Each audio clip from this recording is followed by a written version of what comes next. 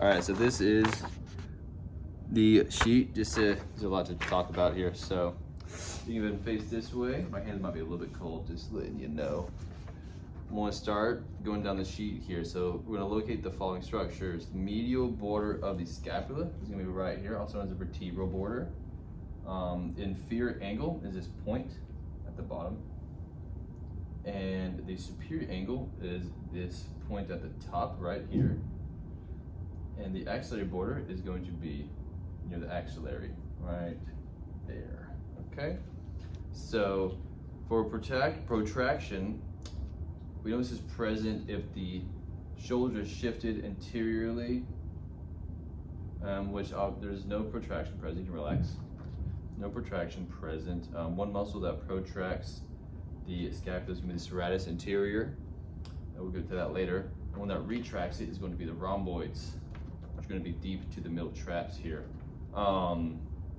Winging of the scapula, you know it's present if the medial border is lifted from the ribs, which as you can see is present on both of these here scapulas, which is awesome. That means that the serratus anterior is a little bit weaker and we could work on more of a protraction. Let's see, anterior tilting, we would know if the shoulder shifts into extension, and this causes the pec minor to pull down on the scapulas. That'd be anterior tilting, which is not present here. Thoracic kyphosis, how does this impact the glenohumeral joint? This would, if you could round your shoulders for me, this would be a thoracic kyphosis. And you can turn the side also, it'd be a little better angle. And what this does is it anteriorly shifts forward the AC joint as well as the glenohumeral joint, which inhibits motion of the GH joint by the greater trochanter being blocked by the AC joint right here. So it basically just limits how far you can reach up. That scapular glide as well is stopped due to that, since it all works in synchronicity together. Assessing scapulohumeral rhythm. You can turn back this way, I'm gonna palpate real quick.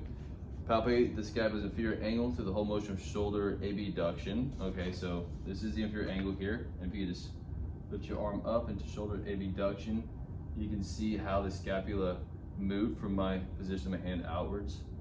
And scapulohumeral rhythm is a 2-to-1 ratio of GH joint to scapular joint. So about 30 degrees, it's all GH joint. And then once you get past that point, you can start seeing how the scapula begins to glide with it. And so for every 2 degrees of this GH joint, we get 1 degree of motion in the scapula, which is very interesting.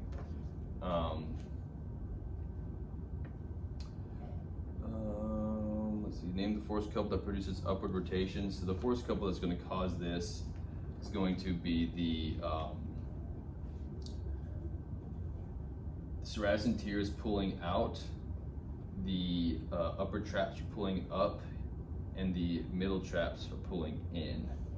And then for the downward rotation, we're going to have the levator scapula pulling down, the pec minor, the levator scapula pulling up, the pec minor pulling down, and the rhomboids are going to be pulling the shoulder blade in this angle as it rotates. And some compensation strategies that may be useful or that may be used if scapulohumeral rhythm is abnormal. They can go in that protracted state again. People are most likely going to either laterally tilt to compensate or shrug in that direction if they have limited range of motion in the scapula. All right.